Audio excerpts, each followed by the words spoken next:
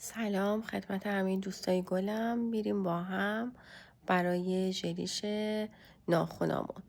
دوستای عزیز، من اینجا کاشتم رو ترمیم کردم و بعد از ترمیم ژل ناخنم رو با پد و کلینزر به خوبی تمیز میکنم تا هیچ گونه پرزی روی ناخنم نباشه.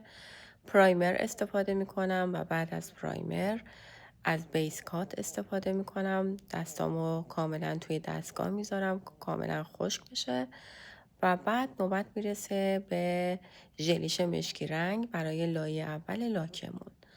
دقت کنین هر چقدر مانیکورتون خوب و تمیز باشه و هر چقدر لاکتون رو خوب و تمیز بزنین همونقدر کار تمیز و زیبا در میاد.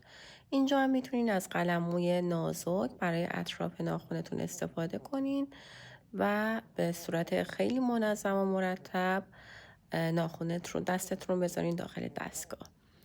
برای لایه دوم من از ژلیش چشم گربه‌ای نقره‌ای استفاده میکنم و بعد این کار رو برای ناخنام به صورت جداگانه و تک تک انجام میدم. مگنت رو میتونین هر طوری که خواستین، به صورت نیم دایره، به صورت خطی، هر جوری که خودتون سلیقه‌ایه دوست دارین طرح بدین به ناخنتون و داخل دستگاه بذارین تا کاملا خشک بشه.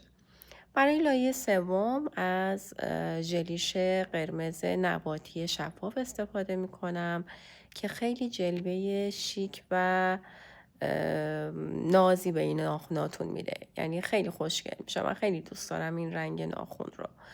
دوباره به همه ناخناتون از این رنگ استفاده میکنین و مجددا دستتون رو داخل دستگاه میذارین تا کاملا خشک بشه.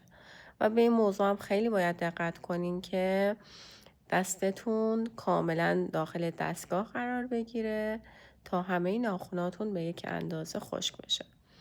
و در آخر میایم از تاپکات استفاده میکنیم.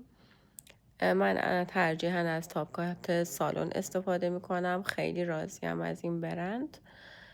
بعد از اینکه تاپکات رو زدیم مجدد دستمون رو میذاریم داخل دستگاه و در آخر یه ژلیش قرمز خوشگل تحویل شما.